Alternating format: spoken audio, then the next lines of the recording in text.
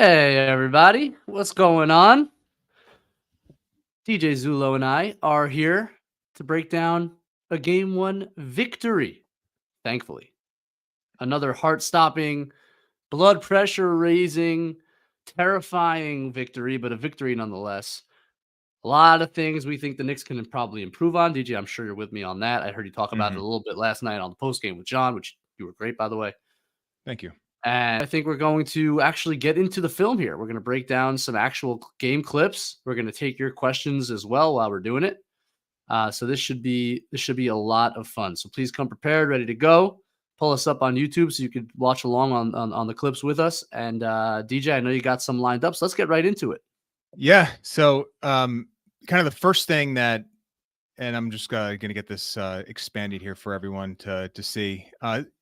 When you have an offense, the Pacers to kick us off, there were a lot of things that were as advertised. I felt like in game one. I thought we'll get into the Brunson a little bit. He was masterful. I thought the ability to shoot over the top of the smaller defenders that Indiana has was a major benefit to him. And then on the Pacers side, like their offense is dynamite. So on this first clip, I just wanted to highlight this idea of you just can't take everything away. You have to, against a elite offense, you have to just do your best to take away easy things and just make things as hard as you can and make players take shots that are maybe out of their comfort zone or maybe the lowest percentage shot of what they're trying to do. And we know what, and this was very similar to the Philadelphia series. We know there is a distinct advantage with the lead point guard, Halliburton in this case, Maxey in the previous series, of getting to their right hand. They are much better to that side. So if you're the Knicks, you're going to try to push Halliburton to his left hand as much as possible. He's not able to get downhill. He can't finish with his left hand with near the frequency as his right hand. And then his step back, side step is actually better going to his right. So he's actually unique in the area. So it's almost exclusive going to his right. I mean, you'll see him pull out the left one once in a while, but it is a rarity. And as you know, as the shooter yourself, it is typically because of alignment. It's usually easier getting into your pull-up step back, going to your left as a right-hand shooter. I mean, that's typically what you would see. Halliburton is obviously the opposite of that. And so the Knicks have a priority, get him to his left hand. Now here you're going to have a Siakam Halliburton roll. And right off the bat, you're going to ice this, and you're going to force him to his left hand. If so you just pause there for a second, yeah. Pause there for a second. So in case watchers, listeners aren't familiar, what icing means in this case is you're going to see DiVincenzo basically disallow Halliburton from using the screen to his right, and you see where OG Anunoby is here. He's almost in a drop, so they're funneling Halliburton to his left. That's called ice. And when you do it exclusively to his left side, that's what we call weakening him, right? You're icing him exclusively to his left hand. So that's what you're seeing here. Yep. So OG in drop, which when they would run the Siakam Halliburton ball screens, he was mostly in drop, which is an interesting factor here. And now as you kind of pause it, and if you look at like what is Halliburton seeing here, Brunson is not leaving Nembhard in the side. The lob situation, Hartenstein has that covered up. The pass to the wing is not here. So like where he has one pass here, it's the right pass. It's the pass that he should make every time, but it's a pass that the Knicks are probably okay with because it's Siakam here at the top of the key. He's a quality shooter from the corners. He's okay from above the break, but I think if you're trying to make offense as tough as you or possibly can against this Pacer team, this shot right here, a Siakam wide open here. Here's Hart. He's in a stunt vaguely, maybe a half stunt. Like he's not going to leave Nesmith here in the right wing. And what I like about this is OG is not running at him. He's not going to fly by and allow Siakam to win this closeout. He's going to short close. He's going to force Siakam to take a shot.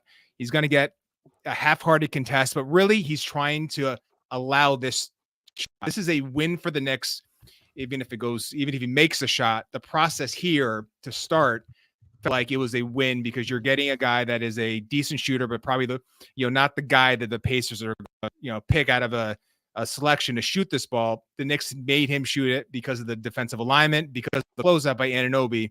And, yeah. So let's hold on. Let's try to go back and see if it pops back up. Here we go. Yeah, there you go. So a couple things that, if you can freeze it there right before the pass also, and I want to kind of talk about potential possibilities here in terms of what the Knicks could do other than this. And you're right. I think this is a shot that you live with, but you can also probably get a bit of a better contestant if you didn't want to concede it. If, for example, Siakam started nailing these in game 2, he made 3 in the first half. Something crazy happened. Because of the way Haliburton looked going into the paint, which I would say was extremely limited. Just didn't have any juice at all. Didn't take one shot attempt at the rim. He took one floater and he missed it short. There was not one shot attempt, I don't believe, at the rim in last night's game, which is kind of crazy. OG can be a little, I would say, I don't know, more or less aggressive, but let's say less aggressive on Haliburton here, and I'll basically allow DiVincenzo and then Hartenstein behind him to close the gap enough and challenge him to get all the way to the rim, which he has not been willing to do so far. Additionally, and the other thing I'd say is if this action really starts to hurt you, something that I talked about before the series, if Josh Hart is guarding Haliburton instead of DiVincenzo. Now, DiVincenzo did a great job last night, so I don't think the Knicks are going to shift this responsibility right now. But if this action were to start hurting you and you had Josh Hart on Haliburton instead of DiVincenzo, this becomes a very switchable action. Right. The advantage of having Hart on Haliburton is you can switch this every time, because actually Josh Hart, when he had the couple isolations on Siakam in last night's game, he held up, stopped him both times. Yep. Now I think Siakam would get comfortable with that matchup, but so I wouldn't do it primarily, but in terms of a switching possibility, that's something to think about. I think the Knicks covered this fine. I think the shot is one that you can give up, to your point. I just wonder if at some point in the series you could flip these matchups to change the look and maybe push it more towards your advantage. Yeah, and the Knicks, obviously, they're one of the lowest frequency switch teams in the NBA, so it's not something that they typically are going to go to. But it is, if Hart has the DiVincenzo role here, I would agree. I think switching is probably your best option to try to take not only the drive away, but also the attack. If he's not getting a direct post up against Josh Hart, like I feel comfortable with Hart at least making a dribble drive from top of the key like difficult, which to your point, he did on a couple occasions last night. So I thought just to start to see them sort of put the pressure on the Pacers to make a shot that isn't necessarily a high efficiency look was, to me, a positive for the Knicks. Anything else you want to add on to this one? The next clip. So this is going to run right into the Knicks' early offense, which obviously the Pacers, their early offense was dynamic at times. It was jarring to see how fast they can get the ball, especially off makes down the other end of the court. But here the Knicks are going to utilize some a clean box up by Hartenstein. Brunson's going to generate this rebound, and then you're going to get this drag screen. This is really hard to guard, because if you're Turner, he's automatically on his heels. Now he's got you basically have Brunson with momentum getting downhill. And what I liked about we play this forward, he's getting into the area of the court where the 76ers did a really good job of limiting him and his driving forays, which is that left side of the block area, getting downhill into that floater. So if you run it through, he's got basically he's got a clear advantage of trying to get back in front. But Brunson is so strong here that he bumps him off and he gets a little floater. It's a great option for him because everything is so works so hard for offense. So to get him an early look and early offense, and then you have obviously the Hartenstein floater weaponization here, because Turner has to be aware of that. So maybe he's less aggressive on the Brunson drive. Brunson ends up making this shot. So what are you seeing here in terms of early Knick offense and Brunson getting down? Yeah, that's what you call a discard. Yeah. It's essential. And the funny part about the way this series was talked about, and one that I pushed back on, was like, who imposes the pace on the other team? And to me, that was never the question, because with the Knicks' current talent pool that they have available, they cannot only play in the half court. They have to run in order to maintain any sort of efficiency. The half court offense is too difficult. So I just never bought into that the Knicks have to play at a snail's pace. Obviously, there's an extent to which you can't let the Pacers play at their pace all the time, but that's different from saying that the Knicks need to play slow. Not only should they not play slow, they cannot play slow. And this is a perfect example, because you think about in the half court, what Brunson has to do to get in that favorable a position. And it almost never happens, because Nembhard's going to be with him throughout on his hip. When you can do it at a half court and you create that kind of separation, and now Brunson's got room to operate on only Turner, right? Like the screen happens so high up the floor and you see all the space there. That space that exists doesn't exist in the half court. Now, and one other thing to note about this that I think is important, and if you just push the clip back about, just 2 seconds. Now, the Pacers, this has been a schematic. They've shifted it a little bit throughout the season, but really from day one, Rick Carlisle has basically said, we're not giving up 3-pointers. They gave up the least 3-pointers in the league. So Siakam is hugging. Siakam's not going to dig off that strong side corner. And by the way, Nesmith, like you saw the Sixers sometimes would pull all the way over. Now, maybe not off DiVincenzo. Right. But Halliburton might, like if that was Kyle Lowry in the Sixers series, Halliburton might be all the way in the paint. Well, Benjy, right? Is Brunson capable of making that pass to DiVincenzo? He can make it. It's not a strong suit. So to me, if I'm the Pacers, like I'm probably a little more aggressive on the weak side, right, helping. And if not with Nesmith, then maybe with Halliburton, right? Like you could muck it up in different ways. But this is just how the Pacers play. Like they are not a heavy help team, and like that's, I think, the primary reason. I think there were two factors with Brunson's success last night. It's that the Pacers in the first instance don't really have a great defender for him. They're too small, or they're not disciplined enough, whether it's Nembhard and Nesmith. And then the way to really contain Brunson, and I think you see Miami do this and you saw Philly do it, even though Brunson pushed through eventually, you have to be all over your digs. You can't show him any space, because if you show him space, he eats it, right? And like that's what you're seeing here. So we'll see in the fourth quarter, the Knicks did a really good job just manufacturing space for him to get into his ISOs and really just having freedom to get into his moves.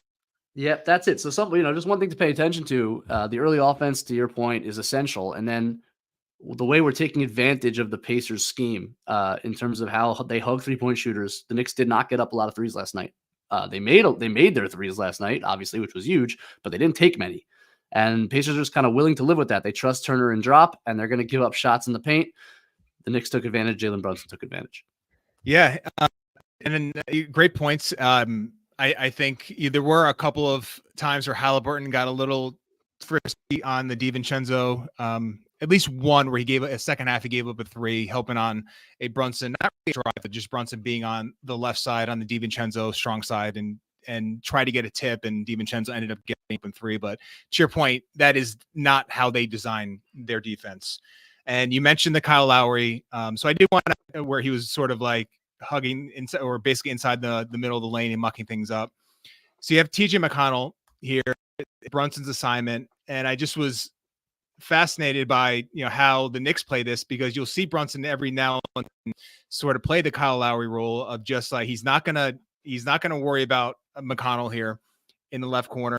You really have an opportunity to close on him because of the time he takes to pull the trigger on his three. It's not a concerning. He's a really good offensive player, and he was fantastic for most parts of game one. But his weak point is, volume 3-point shooting. You can make him when he's wide open, but it's not something you have to be overly concerned with. So listen, here's another situation where you end up getting, now I'll run it back. Neesmith's end up getting, I believe, an open look at it. This appears to be just a matching up issue. And like the Knicks just didn't match up right? So is that to your point, is that the Knicks maybe getting out of their comfort zone? Like they don't typically play this aggressively in help with Brunson, and was it just a random miscommunication, you didn't get matched up, or is this you're not really, it's not necessarily something they do often? So they end up giving the open look, he misses it, but just I did think worth noting that with McConnell in the game, just keep an eye on Brunson guarding him. Like, where is he going to be? Because he's worried about this roll to the basket. Halliburton knows that there's really no pass there. He knows Brunson is kind of mucking that up, and it's just an easy swing to Nesmith. So yeah, I mean, I'm trying. So is your thought here that Josh Hart was like covering for Brunson being the low man, and that's what opens this up? Because to me, I'm looking at this, and I see, this is what the Pacers do, right? There's 17 on the clock. They got it up quick. It's a quick pick and roll, a high pick and roll, and sometimes with the speed of their offense, you just fail to match up. And that's what I'm seeing is that like OG just thinks he's on top in here, and they're two dealing. But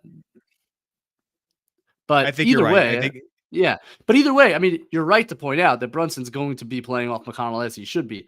One question I have for you, DJ, and I thought about this, and with the lineup that the Indy had on the floor there, which is when they took Siakam out early, OG is still in the game. Halliburton and McConnell playing together. I think I might be interested in OG on McConnell. So I had because not in this alignment he guarded basically Obi or Nesmith. Yeah, that seems like a little bit of a waste to me. I mean, Obi hurt the Knicks; he was very good, but like the way McConnell, Frank, it's not just against the Knicks because he has killed the Knicks historically, but the way he's played second half of the year, he is like an elite creator right now. Like he is playing at an extremely high level, like at almost an all-star point guard level when he's in the game. Like all the TJ McConnell jokes aside, you have to really treat him that way. He's excellent. He's a huge X factor for them. Deuce McBride has throughout the series struggled terribly guarding him, including last night and throughout the regular season. What if you shut that off? Like what if OG's in the game? TJ can't get to his mid-range game because OG can actually rear view contest on him. Can he get a shot? Like, what if you shut that off when he's in the game? Those 25 minutes he played, like what if I don't know, something I was thinking about. Again, I need him on Siakam probably when Siakam's in the game. But when in this alignment, I'm really tempted to throw my best defender at TJ McConnell. Yeah, I did not give it any thought. Now that you mention it, see, I like it. I think you're fine in the half court. I do worry. Like there were a couple of times where McConnell he's a blur 94 feet. And is that an area where OG struggles to sort of contain the ball? Now you do get the benefit. But if he doesn't have to worry about the pull-up three, right? You could basically back up on him. Right. Exactly. It's not Maxey, right? You're playing him at half court and he can pull up at any time. Exactly. And then once you're in the half court, then you can really weaponize your off ball defense, which he did at times in this game, but Siakam is obviously a different beast. And then if it's Toppin, he's a 40% 3-point shooter. There's limitations there. So yeah, it's a really interesting thought. And I would give that a look. I think there's probably some things you're risking in terms of like McConnell getting downhill and you're getting a rotation there, but I don't think anyone is keeping him out of the paint anyway. And if Anunoby's your best bet to sort of rear contest, as you mentioned, and then you have the opportunity when things settle down and McConnell is in the corner, then you could really sort of tap into what OG does as well as any big wing in the NBA, which is like protect the basket, which was not, he did it some in game one, but it wasn't what it was in the Philadelphia series because of, he's got Siakam and there's, they, got him a couple of times. So yeah, I think I would be interested in seeing that. I think it's a very interesting way of utilizing him, but I think there's probably more benefits to risks by doing so. Yeah, it's a good thought. Maybe something we'll see. Anyway, let's see the next clip. Well, there's were you, I guess before I start this one, were you surprised by how much Halliburton was off ball in game one? Because I felt like it was more than I anticipated. I knew there'd be some, but it felt like there was a lot of Nembhard, a lot of Halliburton as a screener, as a coming off pin downs. Not as much on the ball as I anticipated. Yeah, no, I noticed that as well. I think one of the reasons, and we saw this a bunch of times, is they love getting him on that little zoom or Chicago action because that basically disallows the Knicks to ice it, right? So like the one way to really get him to his right is to run a little Chicago action where he gets a pin down into a dribble handoff. It's very, very hard to keep him on the left side of the floor when they do that. Yep. The other thing is that it allowed them to. The reason Nembhard, I think, was involved in so many actions is because it was Jalen Brunson's guy for a lot of the game. So it was the way to really force Brunson to guard. And then the last thing I'd say is, frankly, like Halliburton's not the other guys, the gap between Halliburton right now and like Nembhard and McConnell handling the ball is not as great as you think. Like those guys are playing at a high level, and Halliburton isn't quite himself, or at least what he was early in the year. So I just wonder if they're democratizing their offense a bit with the thought of he's not necessarily worthy right now of running every possession himself. Yeah, I think you're right. And you had mentioned the Zoom or Chicago action, and this is, I believe, this is the clip for that one. I have a cool. Look at that. Let me reset it. Pull that back up. All right, so get some ball denial at the top for McBride. He ends. And you're gonna have Halliburton here in the left corner. There it is. Here it comes. So okay. Here's your zoom action down. Here, DiVincenzo already lost. He's lost connection. So right off the bat, you're kind of in a tough spot if you're DiVincenzo in terms of trying to catch this handoff, because you typically want to be. And DiVincenzo was really good in the 76er series of getting up these actions. Here he's not like, it's not a great, obviously you don't need a great screen in this situation because of the separation that Halliburton got right off the jump here. And then as you mentioned here, now he's getting into his, and he's popping out, and then Jackson is going to be your role. And this is the one you had mentioned, the one shot he took in the paint. Here's the floater that he ended up taking, that I think if you're the Knicks, you probably are living with that. And I'll just run it through. Yeah, it didn't look comfortable shooting that ball. Yeah, so if you're the Knicks, like, all right, he's getting downhill. Now you're taking Hart tag in here, and got to keep eye on top in here in the left wing. And Hartenstein is in full retreat, playing the cat and mouse game that he is just phenomenal at doing. Mm-hmm. And then Halliburton ends up taking what is not a bad shot, but is that a look the Knicks live with? Like, how would you assess the outcome? Not make or miss, but just the process into that look. Yeah, this one I think is like pretty good. And the result is okay, although I know they committed a foul maybe on the rebound. Yeah. There were a couple, and I think they were zoom actions where Halliburton, when he gets to his jump pass game and like looks you off and hits the roller, and that is dangerous.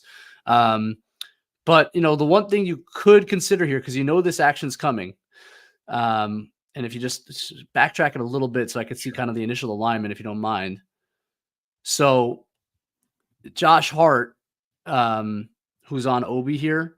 Yep. And if the zoom action is coming, you can kind of pre-switch it basically so that DiVincenzo doesn't have to run around two screens, right? So DiVincenzo would end up on top and Hart can kind of follow Halliburton.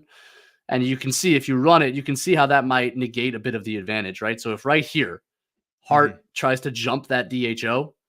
Are you worried about top slipping that? Yeah. I mean, you have to be really connected, and it's hard because this kind of springs on you. But DiVincenzo and Hart would have to communicate it. DiVincenzo would have to jam Obi, and then Hart would have to really pursue it. You could actually probably deny the DHO if you do it quickly enough, as opposed to chasing over the top two screens, which is you're going to lose some separation, which is what happens. That said, considering the coverage they played, that's probably the best result you can hope for as a contested floater, and I think they can live with that result.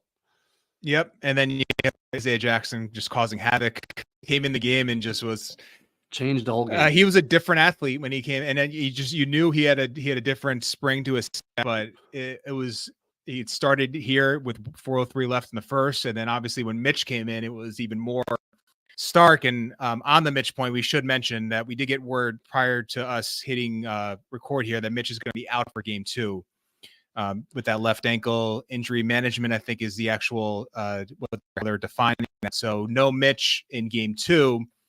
The assumption, the safe assumption would be Precious is going to get the backup 5 minutes. So let's just, I guess, touch on that for a bit here. What are you thinking? Your Mitch is out. You get Precious in. How do you feel that trade-off is going to? Look, I mean, it's a switch series. Like, Milwaukee really slowed Indiana. I mean, it's not just Milwaukee. The secret was out pretty early on this offense that the best way to contain it is to switch everything.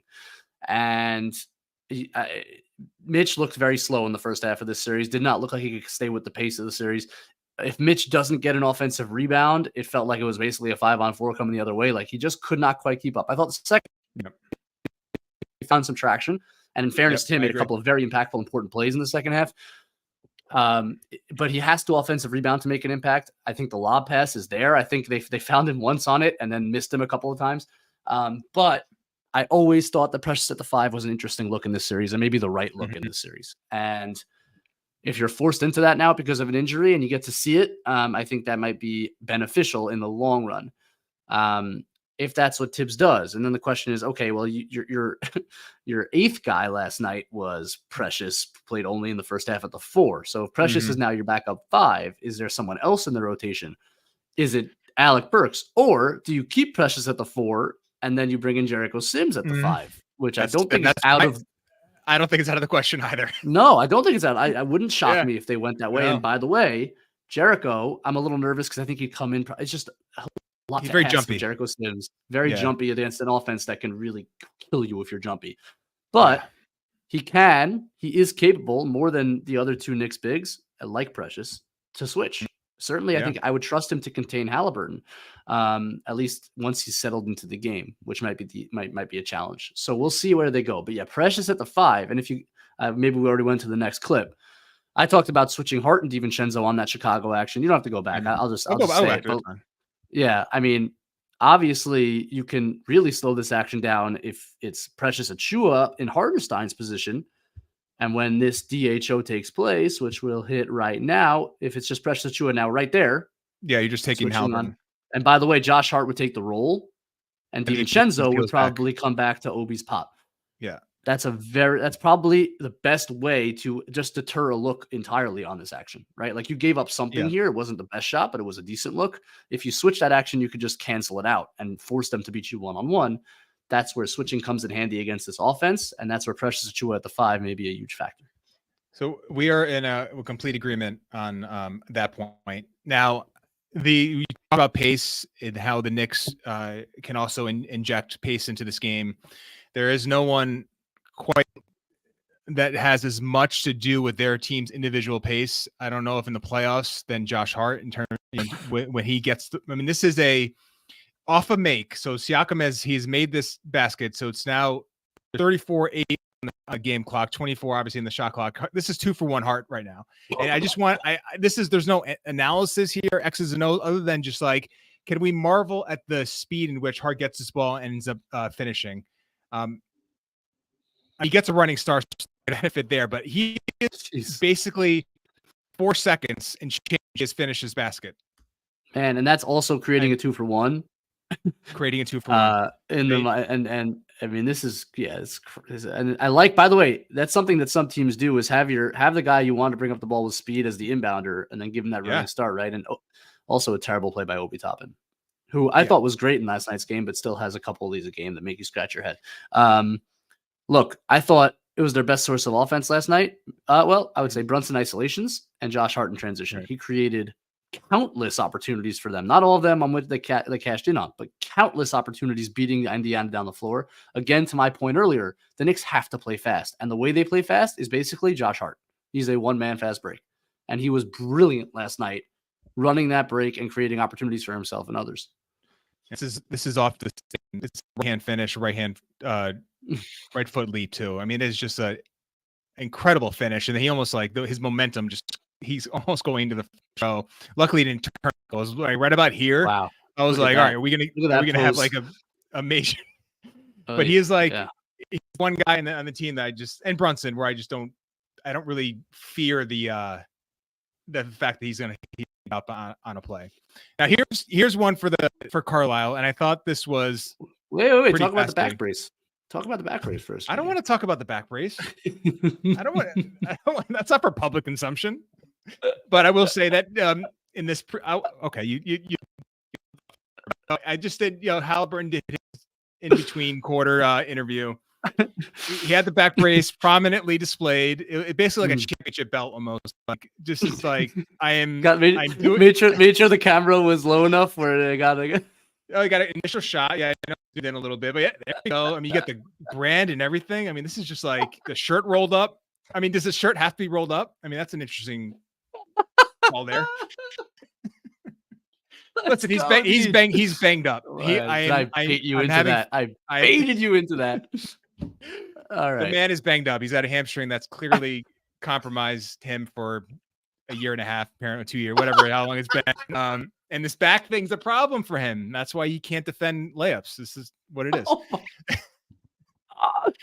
God. Andrew, get that on social media, Andrew. Anyway, so listen, that's good. Here's your precious minutes at the 4. He's with Mitch, and he's got Shepard here. And this is like, I think, the first possession that Precious was guarding. I had this clip as well.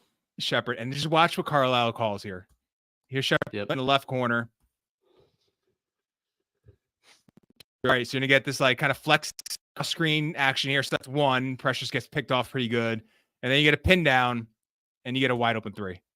Very cool action with a pass wing to wing, which you don't see very often. That was pretty cool. So, I mean, just that's the thing about these two coaches, and then just to credit Carlisle, they see an opportunity here to take advantage of a mismatch, and it's like a machine, or it's like robotic how they just blast into this action here to take advantage of the fact that you have Precious at the 4 who's going to struggle navigating, and it's just like it spoke to just the quality of coaching at this level and like how drilled these teams are and what each team is going to do in the rotation and like what you want to do to weaponize the other team. I mean, it's just I thought it was a fascinating way to take advantage of the Precious matchup here.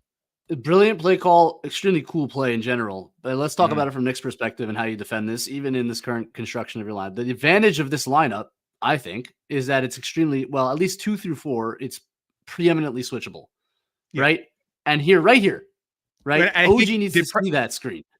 Yes. OG needs to see that screen, and it needs to be him that's following Ben Shepard up, because Precious is very good on Siakam. We saw that firsthand over the regular season. I have no issue switching this. In fact, I might even start the possession better off. I'd rather have Precious on Siakam and have OG somewhere else. But regardless, like, you got to see that screen. You have to understand who's playing with you, right? And these are 2 former teammates, so it's kind of disappointing. And if I have any critique of New York, it's not taking advantage of obviously switchable situations. And it's hard because Indiana moves quickly and you have to communicate. But like, this was an example here where you left Precious Achiuwa on her island. You didn't have to, right? Because if OG recognizes that early enough, he can follow the screen. He's probably getting a better contest on the 3. So yes, brilliant play call. Tough to guard, tough to anticipate. I just thought, make it a little easier on yourself by seeing it and switching it. And it looked like Precious here at this moment thought Mitch was maybe gonna fly out and try to. I don't think Mitch was coming, to be honest with you. It was kind of like on a swivel and just. I think he probably thought He thought this was turning into a McConnell Siakam action and was going to go help. Yeah. And just didn't recognize. I mean, it's a super cool creative play, and hard to guard. So it's sometimes you give credit, you tip your hat. If I'm looking at the film from Knicks' perspective, that's my only note is try to switch that so that it's OG flying out. I agree. And now on the piece, we saw a lot trying to get him. You talked about how they really tapped into the Nembhard high ball screens, getting Brunson in as many actions as possible. Yet here's a stagger look. Toppin kind of it's like on a brush screen ghosting, but you have one screen you have to navigate, and then go under on this next one. So you have 2 screens that Brunson is now asked to navigate, and they just kind of blow the coverage here. I'll run it through. They end up Nembhard kind of like had the rate from there, so maybe they were just like, all right, they're okay with him not taking that initial look, and they end up getting a corner 3 that doesn't go in. But just I'll run it back here, trying to get Brunson in as many actions. Yeah, I mean, look, I think Brunson does a good job here. I mean, he does navigate it. Going under the second one was smart. Nembhard's like a good shooter, but not a huge like pull up 3 threat. So going under the second one, I thought was smart. Potentially drawing a Brunson as well. I think he might be thinking about that for a second. It's a great recovery by everybody, and then OG's still on the shot and on the path. Now there's a lot of room here, but again, Nembhard moving backwards, catching this, like not a very versatile shooter, right? He's more of a catch and shoot guy. So that's all fine. And here, they X out this rotation, DiVincenzo? So DiVincenzo ends up being, so Hart's tag will X out is basically DiVincenzo's going to end up taking the corner shooter. So that's good. Yeah, it's kind of. Go ahead. Sorry. No, it's. I mean, they perform the rotation fine. It's probably a little bit late and it's a left hand. Yeah, Nemhart's he did a couple of these last night that I was really impressed with. That he can really live dribble pass. He's a good player. Yeah. But So the one thing I would also note is and this is the Pacers. They're smart and their spacing is excellent. As he's driving, you see Halliburton he just slowly lifting to the top of the key, which brings DiVincenzo with him, which makes that X out all the more difficult, right? And that's why the shot is open. I mean, again, Pacers excellent offensive team. Shepherd has shot it great in the playoffs. Was not a great shooter in the regular season. It's not a terrible defensive possession by the Knicks. It's good offense, and they luckily missed it. Yeah, and speaking of offense, here's a situation where we do their primary objective, which is keep Halliburton to his left hand, and it's you're asking a lot. I mean, he's a really good player that's been taking advantage of what his strengths over his career. It's like different, but it's like you keep Brunson out of his left hand. It's easier said than done. And here you're going to see him sort of back the screen out. He gets to his right, and then he just sort of like creates that extra space here. Now we can talk about how the Knicks should have handled this screen to not allow this wide open Turner.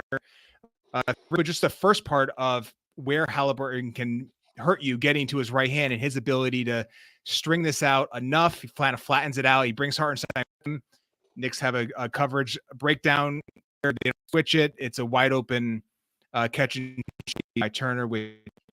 So listen, he gets to his right hand. He's got a little more dexterity. He can get to his any pass that he needs to. This one's going to be he kind of just reverse pivots here and hits it, but switchable. I mean, you switch this and just you take away. I'm glad we're finishing on this one because it goes to my theme as well, where based on the way Hartenstein looked on the first two switches early in the first quarter, I found it frankly shocking that we didn't see it again basically throughout the rest of the game. And for me, this is one where, all right, DiVincenzo's chasing all the way over. Halliburton gets to this spot right here.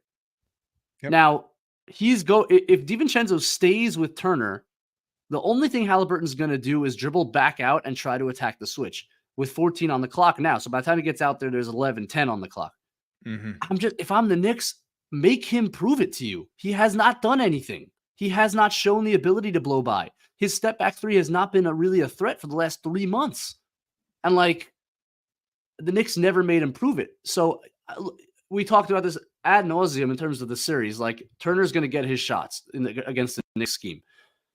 That's true. Now, this one is too open to me, and there's a solution here. And by the way, if DiVincenzo doesn't follow, you could actually switch this again, probably because of the Indiana spacing, and get OG on Halliburton and get Hartenstein on Obi. So to me, this was an obvious one because you defended the first action. It's pretty late clock already. Just switch it. Challenge Hartenstein, challenge Halliburton. God, those are two very long names with H's at the beginning. And just live with it, right? And don't give up the wide open three. So that's my overarching defense after rewatching the defensive. And I had a feeling this was going to happen in this series, that it was going to be one of these where Tibbs comes out in his scheme and just slowly has to switch more actions as the Pacers take advantage. And my hope is that they start to switch more of the things that are obvious to switch. And that would be a good example. But what are your thoughts on the DJ? And then we can close out. No, I mean, that's that to me was a complete obvious one. Now I even thought maybe if Anunoby soon enough, he can maybe get over and you can sort of next day where he takes on the top, but it's quite quick in action to pull that one off. That to me is a DiVincenzo switch. And you probably had 3 or 4 of those breakdowns, but overall I feel like the Knicks did a decent job of covering an action that is just really hard to guard. And you win a game and you have these things to clean up. It's probably the best of both worlds in terms of having some real tangible things that you can fix heading into game 2. Oh boy. okay. All right. So breaking news here on this live stream. Unfortunate news. Mitchell Robinson sustained a stress injury to his left ankle. And he will be reevaluated in 6 to 8 weeks. Won't be a surgery situation, but he will just have to rehab it. He had tests done late this afternoon. That is per GMAC, who I assume is quoting the Knicks beat. I don't know who he's quoting, but that is it's Ian Begley. Yeah, that is super unfortunate news. That is a tremendous bummer. He's out for the season. Jonathan Macri is here to talk about it, I am sure. Hey, John, stinky news to come onto the pod with. Yeah, so I watched you guys the whole time. First of all, fantastic job as always. This will surprise nobody. Yeah, no, I know, Benji, you got to get out of here in a couple minutes. You know, I figured me and DJ could stay on for just a bit to fully digest the Mitch news. But before you get out of here, since I have a little bit longer with Deej, I'll just ask you, given everything you guys have already talked about and how you've been kind of very clear. I mean, look, it goes without saying, our hearts go out to Mitch. We love Mitch. Mitch is the longest tenured Knick. He's one of the longest tenured role players on any team in the league. It's been really cool to see him be a part of this journey. All that being said, you know, this is like everybody's sustaining injuries at this point in the league, and like stuff's just happening. Like, it doesn't seem like it's going to be a long-term thing. It's a stress reaction. He'll take care of it in the summer, whatever the case may be. And this is just per Bondi. No surgery. So, I mean, that's good news, I think. Yeah. It's good news. Given everything you've already talked about in terms of Precious's versatility in this series in particular, and if we go out on a limb and we say, all right, well, if the ultimate goal was to maybe give Boston a run for their money, and you look at that team and the specific things that team brings on the offensive end of the floor, it feels extraordinarily wrong to ask the question this way, but I don't know how else to ask it, which is to say, like, how massive of a loss is this, given that this is the version of Mitchell Robinson that we have been seeing now, with the exception of, like, you know, you want to give me a half or so, or versus Philly, maybe a spot here or a spot there towards the end of the regular season. Like, you get where I'm going here. Yeah, I mean, look, I'm thankful that he was around for Joel Embiid. Yes. That was the matchup we needed him for. You know, he was certainly the best individual defender on Embiid throughout that series. He was essential. I don't think they win that series in 6 games without him. 100%. And your point is correct. DJ and I just talked about it. Like, the switchability factor for Precious is going to be huge. If maybe even a Jericho Sims sighting, if he can settle into the series, which is the concern. But if he can settle into the series, also the switchability factor helps you. You know, I still think you were going to need Mitch in spurts. I think obviously winning the possession battle is essential in all these games. And Mitch in the second half showed you a bit of it. His offensive rebounding is massive for this team. Now, against Indiana in the regular season, Precious Achiuwa gobbled up like offensive rebounds like it was nobody's business. And if he can keep doing that and make up for the Mitch's loss in that sense as well, I think you'll feel the loss, but it'll be muted. That feeling will be muted because Precious can do that. We've seen it. So if he can hit those offensive boards hard, gives you a little more versatility defensively. It's a loss, but I just, full disclosure, I thought about this series whether Precious should just be the backup 5. Like, it's just a different kind of series. So it's hard. I don't want to minimize. No, it stinks, and we're trying to, and it totally stinks. And if they're going to win a championship, make a championship, they're going to need Mitchell. That's a huge loss. They're already shorthanded, so it's also just like another person on the depth chart. But in terms of just this series, and in terms of guarding the Indiana Pacers, you may get benefits out of this swap. Is the way I'll put it. All right. I know you got to go, so I'm gonna bid you. Do anything you want to say before you get out of here? Man, no, just stay with us. KFS is doing great work, so just stay with everybody that's working for us right now. We're putting out elite content every freaking 5 minutes. So that's it. Enjoy, guys. Enjoy the rest of the night. Talk to you later. Get some rest, Benji. Funny seeing you here again. Hey, you again. Oh man, I was in a good mood just I know. 2 minutes ago. You know, I'm struggling with this because my instant reaction to this is, and again, I'm just being honest, is like, man, well, if there was any current member of the rotation that we had to lose, like I'm not sure there's even a question in my mind that like Mitch would be the guy. Yeah, So I'm 100%. sure I am going outside of the emotional component of this, as I have been known to do in the past, to my detriment, and focusing just on the basketball, because I really don't want to focus on the emotional aspect of it, and that's because Mitchell Robinson has been a Knick for 6 seasons, a Knick, and like this was whatever his first chance to get to a conference finals. Like this is, let me rephrase that. It's his best chance to get to a conference finals. Yeah. I think, you know, you go back to last year versus Miami, they lost game 1. Automatically, they were behind the 8 ball in that series. It also wasn't really a series for him, and you would have loved to see him get the opportunity to continue to help his team. And I completely agree with what Benjy said, and I want to hear your thoughts on the exact same thing, which is like, it's just another body. And yet, I cannot help but, again, I'm going back and forth between the thinking about it from the perspective of, my God, we just lost Mitch, versus like, okay, what are we left with? This is a team right now with ostensibly 5 playable perimeter rotation players, and 4, if you consider Hardenstein, Mitch, Precious, and Sims, potentially 4 potentially playable rotation bigs. Now, we just lost one of them, but you still have 3, and that's still a lot, you know, for this time of year. Now, are there questions about, and you know, you guys talked about it with Sims' jumpiness, the whole thing. Can Sims make it, you know, even a 5 or 10 minute stretch in the playoffs in this series in particular? We'll see. But I guess I'm not treating this as like all hope is now lost because Mitch is down for the series. I don't think it should be treated that way.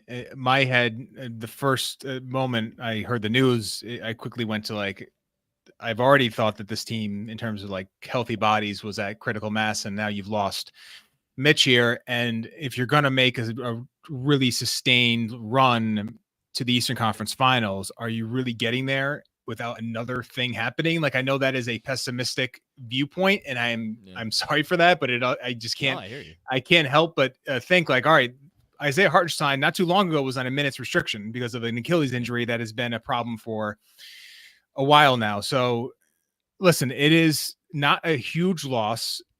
It might not be a loss at all in this series. And I think, to Benji's point, and I think you've made this point as well, I think you might get a benefit in this particular matchup with Precious playing the backup 5. Now, what are you going to lose with Precious? You're going to lose some ostensibly you're going to lose some rim protection. Now, it's muted because of where Turner is typically situated. You know, how often are you actually protecting the rim? Is that more role for Anunoby in this series as a weak side defender? So I don't know if Mitch's rim protection, which is an asset, would have been a major asset. And then clearly the mobility issues, like him just keeping up with the pace, was a major issue in game 1. And Precious is much more equipped to handle that. You now have an opportunity to completely switch almost any action you want with Precious and Anunoby as your 5 and 4. You have a lot of versatility. They showed it in spurts in the Philadelphia series, especially in game 4. So you are now more versatile as a defense. The offensive rebounding, I think Precious is a really good offensive rebounder. And I'd have to look at the numbers, and maybe that's a project for me later, is like how much is it changed by what position he's playing? Like, is he a better offensive rebounder at the 4 with another big, because he can kind of crash and doesn't have like another like size or bigger defender boxing him out? Because in that Indiana regular season game that Benji mentioned, that he was playing with Hartenstein. That's when he was really cleaning up. So I do wonder, like, he'll offensive rebound at a high level, but will it be like 40% of your offensive rebounds are now gobbled up? Still happen, you know, like again, because Josh Hart, yeah. Well, there's Josh Hart, but also I was gonna say, go back to Sims. Like, again, Jericho Sims is not a name I thought I'd be saying at any point in time during this postseason, and yet, like, this is a guy that, like, you know, Tibbs has talked up over the years, he always seems to be very impressed by what he does behind the scenes. And what does he usually talk about? Like his feet, his ability to switch, his agility. Like those are all things like if you're ever going to ever come in handy in a major series, this would be it. Yeah. So like but even like after the news that Mitch was going to be out in this game, which was just a couple hours ago before we got this devastating news, I didn't even think that it would be Sims. I automatically was like, all right, well, it's going to be Precious at the 5, and it's just a matter of like how many minutes does Burks get, or does he go to Shake Milton or whatever. All right, I don't want to take up too much longer. I know we have some super chats we're going to get to that we'll finish on those, but I guess just the last thing I kind of want to say as far as Robinson goes is like he's been a really good soldier throughout his entire time here, and he now with this, it's like the latest in a line of things and injuries where you just, I don't want to say like you feel for what a non-injured version of his career thus far would have been. I mean, look, it's only his 6th season. Like he's got a lot of years left, hopefully, in the league. But it's tough to look at with this like as the latest hit. It's tough to look at his career and not feel an immense amount of sympathy for a guy who, when he is right, not only does he do things that nobody else in the league can do physically, but he just keeps getting better. That's the other thing, right? It's not like the injuries stagnate his development. Every year when you get to the point where he's going as he can go, it is like you see the improvement capped off by this season. He came into the year, and for the first 2 months, he's like, a month and a half, whatever it was, like, oh, the guy's going to make an all-defense team. That's where we're at now. And then for the season to end at this place is just so disheartening. And then the only other thought I had was, like, again, you know me well enough by now. I'm always trying to look for silver linings. Assuming he is still on the roster next year, and I say that not like related to the injury. It's just because this is the NBA, and like players get traded all the time. Like you never assume anybody's going to be on the team the following year. I am assuming he is going to be here next year because one thing the Knicks don't seem to do is trade players when their value is at its lowest, and if he's going into the offseason with an injury, that would seem to count as low value. So I would actually assume Mitch is going to be back. I think it makes the decision a lot easier, to the extent that it was even difficult already, and maybe it wasn't, that this is a guy that moving forward, you just kind of have to pencil in as your backup and not as a starter. And again, maybe that decision had already been made internally, but with something like this happening, it's like, I don't ever want to tag anybody who is injury prone, but like, he's a big guy. He relies on his athleticism. We see how his diminished athleticism impacts his ability to impact the game. So I don't know if that's a silver lining, but it is the only other place my head jumped to when I'm kind of thinking through all this rapidly. Yeah, and I guess the last thing, just for him as a person, like 2 out of the last, he's been in 3 playoffs. He's missed 2 of them. Yeah, 2 large parts of all of one, and then now he's gonna miss like hopefully most of another one. So just for him as a person who seems to, I don't know if things have been easy for him in his life. So, when I remember him getting the contract, it just felt like such a win for him, and just was happy for him. And just his career has been, he's been a really good Knick, but it's been, as you mentioned, marred by these lower body injuries that just always scare you when you're talking about a player of his stature. So, as you also pointed out, he's still young enough to where the page could be turned. I mean, Ilgauskas is one I always think about, like whose career seemed like it was going to end because of foot injuries, and then ended up like having a really good, sustainable, like relatively healthy career, like through his like early 30s. So there's still a room for Mitch to like come back next year and just be like in the best backup center in the NBA, which is like would be an amazing scenario for the Knicks, but just feel bad for him. I don't think this is a massive loss for this Knicks team, assuming they don't take another blow to their big rotation. I mean, it now makes Hartenstein like. I mean, look, they can't afford to lose anybody else. Right. Well, can't afford to lose John Deuce McBride. They can't afford to lose anybody. Yeah. Add Hartenstein's name to the list of guys that they really can't afford to lose. But at the same time, like, you want to talk about poetic justice of this Knicks season, like, of course they lose Mitchell Robinson for the rest of the year, because like what other team would this happen to? So now we can officially sit here and say that three members of what we would certainly assume would be their 8-man playoff rotation, if healthy, are gone. Yeah. And that's really tough. That's really tough. So we wish Mitch a speedy recovery. And why don't we end with we have 3 super chats, which again these are going from the beginning of the show, so obviously before I think the Mitch injury news. Starting with Robert W. Cross. Hi, Cerebral Big Dead Benjamin. Well, we'll pass along your salutations to him, a.k.a. Tibbs Jr., or Alec Burke's biggest fan. Is there some upside to Precious getting more play here? So this is actually way more relevant than Robert thought it was when he sent it. Yeah, I mean, the upside of Precious now playing likely 20, 25 minutes is that I mentioned this quickly, but your defensive versatility is now extremely high. And this is, as we were going through some of the clips before you jumped on, John, I know you were watching. There were several occasions where it seemed like the Knicks could have switched out of screens and been cleaner, stayed at home, not gotten into rotation, not relied on guys navigating at times multiple the ball OG screens. One where OG stuck to Pascal down low that you guys showed towards the end there. That was like, but I wonder, like, yeah, I know you guys mentioned like these guys have played together, and that's maybe another benefit. Is that seems, because they obviously don't switch a lot. Like, as a defense, they just don't switch a lot.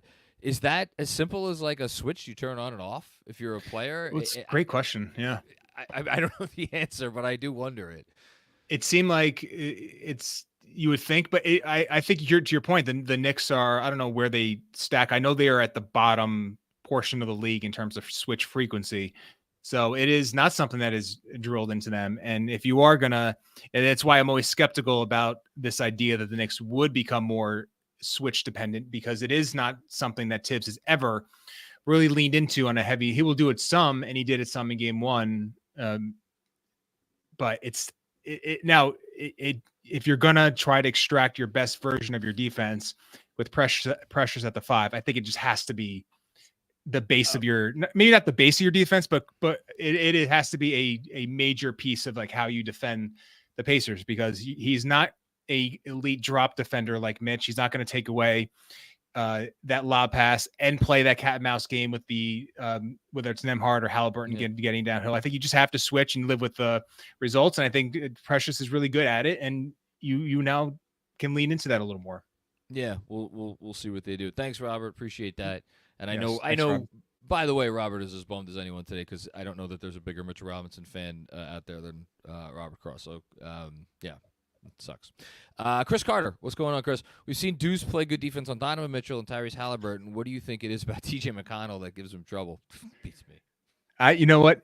I was thinking about what makes TJ McConnell so hard to keep in front. And it's 2 things to me, is that he's extremely fast with the ball in his hand. So I'm not like breaking any news, but if you watch the moves he gets into, whether it's an in and out dribble, usually with his right hand, or the right to left cross, he does not break stride at all. So he's coming downhill, and usually the problems that he gives players is when he has momentum getting to the basket, usually in whether it's transition or early offense. So when he gets into those dribble moves, it is a lot to keep him in front, because there is no deceleration, which leads into like the last piece of his whole like ability and skill level, is that once he gets to the basket, he is just fantastic at decelerating and throwing off angles and hitting shots. He hit the one floater going to his right off the wrong foot that he ended up banking in, stops at a dime. And he's just a very awkward, unique player that reminds me in a completely bizarre way of Jalen Brunson in this one area. And when you don't see players like him, and when you are having to guard him, it's like when Donovan Mitchell, because Chris mentioned him, what you've guarded Donovan. Deuce is been tasked with guarding players of that caliber because that's usually been his job for over his short career. So he kind of knows like, all right, high ball screen, I have to get over the top. I have to rear view contest. I have to try to stay attached. Like these are very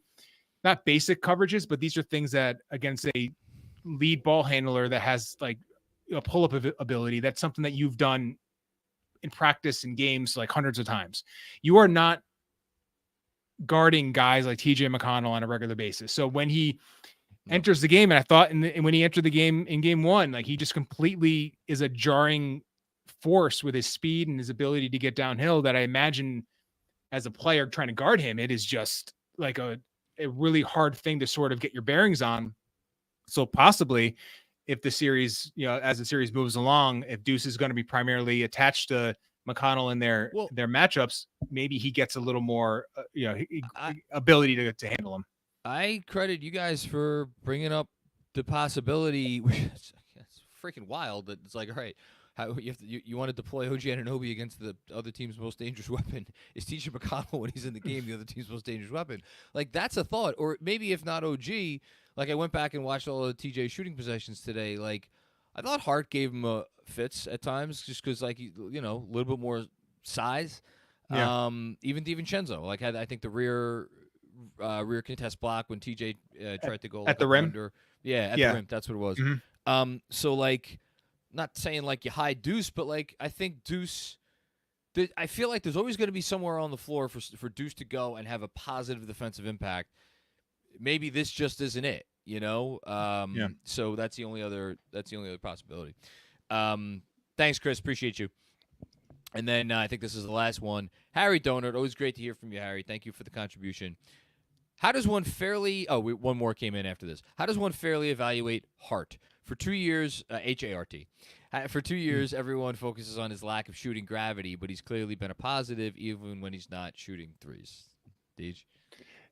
He's, So I feel like Hart is interesting in this way because I feel like there's this side of you're on one side that doesn't think that shooting is necessary for him to be a positive player. Then you have this other side that views him as inherently negative to like an offensive infrastructure because his lack of shooting is such a problem. I think he has to, for him to be like a quality good offensive player, I think the shooting aspect like has to be part of the equation where he's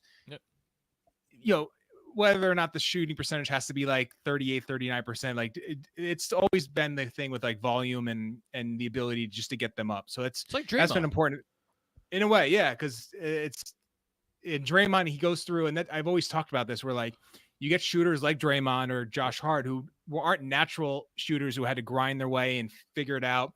But those guys can have confidence plateaus and ebbs and flows. And you really have to just like ride with it because if you're Steph Curry, if you're Jalen Brunson, you just have this inherent confidence because you've just been doing this your whole life. It's different when you are you're a relatively new shooter in your basketball life. So I think for Hart, that is just, it's always going to be something that comes and goes, but you're seeing how much his pace and his ability to play make and, his playmaking in transition just is such a massive weapon for the team because he's the only player really that can grab a ball and then create an offensive three for your team on the other end because of his ability to pass now in those situations, which is getting better and better. So he's a tough eval because like you look at some of the impact metrics and maybe they don't love him as much, but I don't know how do you like talk about the intangible stuff, which, usually I'm one to like shy away from that because I feel like you can use those to like, whether you're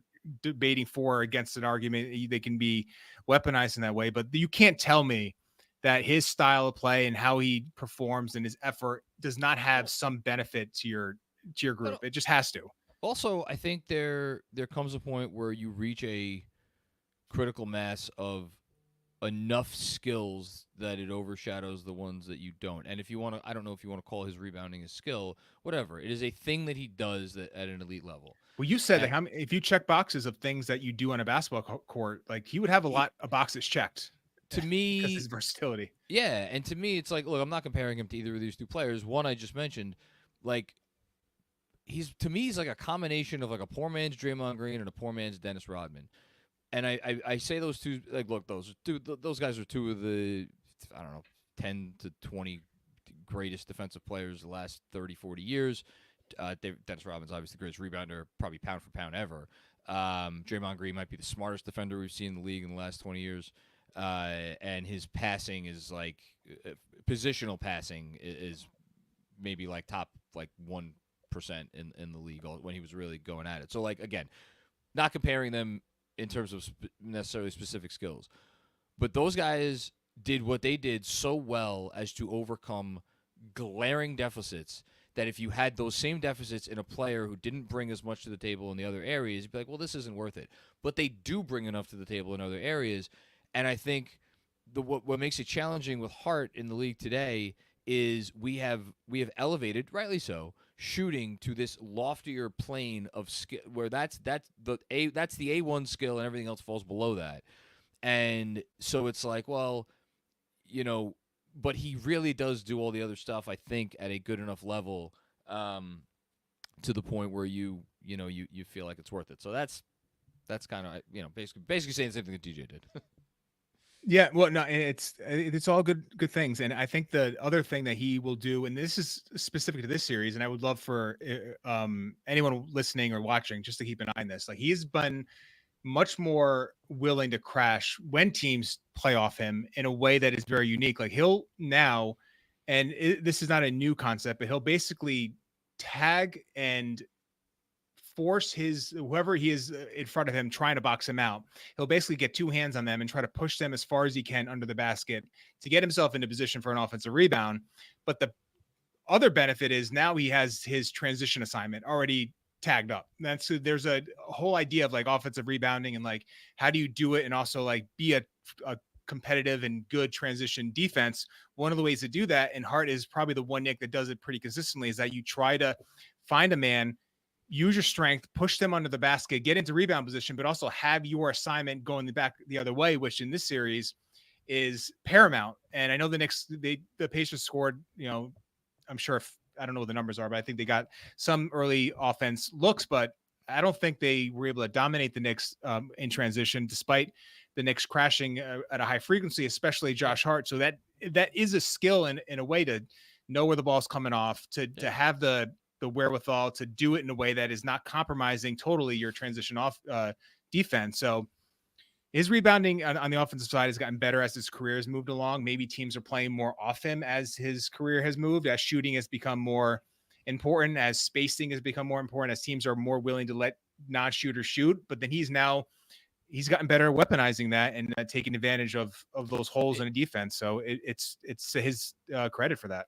It's funny, the league has evolved to such more of a shooting league where you'd be inclined to look at a player like Josh Hart and say, like, well, his impact couldn't possibly be the same today as, maybe 25 years ago. Like, I'm thinking of another notable series the Knicks and Pacers played when Marcus Camby was the best player in the Eastern Conference Finals. Like, was Marcus Camby a perfect player? No, he wasn't a perfect player, but like, in that situation, like, given all the other pieces, like, he changed everything in that finals. And yet, I think because there are so few players like a Josh Hart in terms of bringing everything that he brings, maybe you could actually flip that argument on its head and say, like, maybe because of everything he does that other people just don't really do, maybe he's actually more valuable now the way the league is. So he's a unique player. I'm happy he's on our team. Okay, super chats are rolling in, of course. Jason M, you guys are putting way too much faith in Precious. Maybe. I don't know. Do you think we are? Here's his. I don't know what Jason is, if he's referring to the backup 5 minutes. I think he's referring to the backup 5. Yeah. So I don't think this is the series to expose some of the problems that Precious at the 5 as your backline, your best rim protector. I don't think this is the series to really expose those real weaknesses. He's 6'8" and maybe 6'9". His wingspan is not elite for a center. These are real things that you have to contend with if he's gonna be your backup center for an 82-game season. These are things you're gonna struggle with against many a team. I don't think the Pacers are that team. I think that his advantages are going to be more advantageous and his disadvantages are going to hurt you, is how I put it. And I feel like I saw enough in the regular season, especially at the 5, to where I feel confident for 20 minutes a night, he can give them good minutes. He's at Mitch at his best. Obviously he's not that, but we weren't getting Mitch at his best. And there wasn't, and to Andrew's point, we were talking before the show, and it's crazy to think this way, but it was almost like you have Embiid, one of the all-time great scorers the league's ever seen, was probably the one matchup Mitch had where he can really take advantage of what he had left in the tank physically and all that. And he did, and he helped win the series for us. Yeah. So game 1, I mean, Deuce probably takes the cake, but like Mitch was every bit as impactful in game 1. If they don't, guess what? If they don't win game 1, they may not win that series. You know, it's like it's wild to say now because the series ended in 6 games, but like they needed him. And that wasn't the series for Precious. Look, I'm looking at a guy who played 40 minutes a night for this team for the better part of a month. I think he's earned the right for the benefit of the doubt. That's just me, though. Thanks, Jason. Get a couple more in here. Sam Garcia was yesterday's Mitch's last game as a Knick. I'll take this one. I don't think so. Sure. I don't think so because from what I said before, this team historically does not sell low on assets. Now, look, here's why you never say never. There's a chance that there may be a deal that they may come upon this summer where Mitch's, I don't know exactly, I know he's on a descending contract. I forget what it is next year, $12, $13 million, where that number, you need to put that number in to make the money work. That's entirely possible. And if you coincide that with a situation where it's like, okay, we're bringing back Hartenstein, we feel good about, we get Precious back on a smaller number, and we feel good about, okay, Sims is our third big, and then we have OG in the bag too, as in case break in case of emergency guy. Like you have all these other things on the table, and again, it's just because you need Mitch's salary number, you do it, and that's maybe what they'll wind up doing if a deal comes around. But again, historically, this team does not sell low on players that they believe have real value. So it would take quite a deal, I think. Just my 2 cents, for them to just basically I'm not saying they would use Mitch as matching salary, #matching salary, but like it would have to be something along those lines where again they needed that contract to make the money work. That would be and it's 14-3 next year, 12-9 the year after, that is a very nice fungible little number. That could all of a sudden. You'd add that into Bogey's 20, and then that 14, and all of a sudden you can inherit a $40 million player. So, again, you never know. You never know. Thanks, Sam. Sean with a W. How you doing, bud? We love Mitch. 9 p.m. tomorrow. Check ball. No, it's not. I thought the game starts at. Is it 9 tomorrow? I thought it was 8 tomorrow. But no, we Sean, do if you're going to the game, man, you got to check the game time. I think so. Yeah, I think it's 8. Yeah. It's 8 p.m. Andrews. Yeah. Okay. And then El Coriano 11. Who would be on an all Tibbs team, a la an all Madden team? He suggests Hart, OG, Jimmy Butler, TJ McConnell, and Alex Caruso. 5 starters and 3 reserves. Oh man, it's too late for me to think of the answer to this question. I'm trying to think of anybody who we didn't just mention there that would be on an all Tibbs team. I mean, Hart I would think definitely be on it. I think you have to give Hart. I think you might have to give. I mean, Mitch might be on that team. I'll tell you who I know would be on that team. Who? Jalen Brunson would be on that team. Oh, yes. That's yes, 100%. I was actually joking with XJ on the playback. Like if you had a team of like 5 Josh Harts, clone, could you win 30 games in the NBA? I don't know. Thought that was a interesting question. But it's not the spirit of the question, but like Tibbs, like he knows the value of stars as much as anyone. Just don't get it twisted. But that's not the spirit of the question. Yeah, I'm trying to think if there's anybody else obvious who I'm just like looking at the standings right now. If there's anyone who jumps out at me, yeah, Andrew put Smart in the chat. Yeah, that's Smart. We'll see what version of him is still left.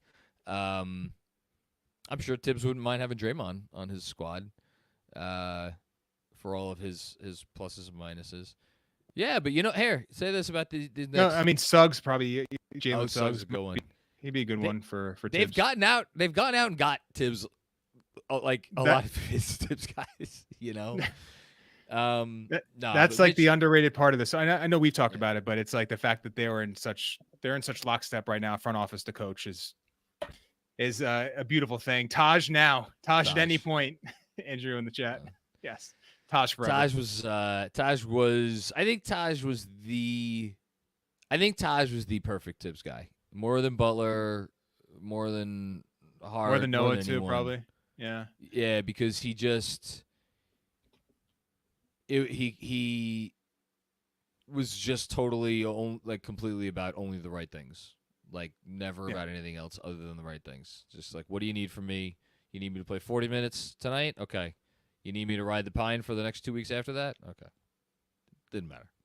Taj was great. Maybe you know what? Maybe they could sign Taj to take Mitch's spot. Unfortunately, they don't get to do that. So, I bet you Tibbs would if he could. All right, DJ, anything from you before we get out of here? No, they whether they stole it or they snuck out a victory in game one. It's a beautiful thing. You get a playoff game and you have a ton of things to tighten up for game two, and just nice to get a game one semifinal match at MSG that you win. You lost the last two, so one to the Pacers back in 13. So nice to get a win, and I'm looking forward to game two. I am too. Boy, oh boy, would you love to get 2 of these next 3 games. You'd really love to get to. I mean, that's the series. You get 2 of these next 3 games, you're probably going to win the series. You get 1 of these next 2 games, well, it might be a little dicier. You might be looking at 7 after all. We'll see what they come out with. I was very encouraged watching you guys and thinking more about this today. The Mitch news obviously hurts. Regardless of what you think about the basketball aspect of it, the Mitch news hurts. It hurts all of us. Doesn't matter whether you love Mitch or you're not a Mitch guy. Like, it's just it's a tough break. So tough to digest, but we move on because that is what this Knicks team does. They just move on, and yeah. So thanks everybody for watching. Thank you obviously to DJ Zulo and Benjy for coming on and sharing their expertise. If you dig the show or anything we're doing here, subscribe to this channel, like the video, subscribe, rate, review, the whole thing. And we will be back with more fun and games before you know it. Peace out.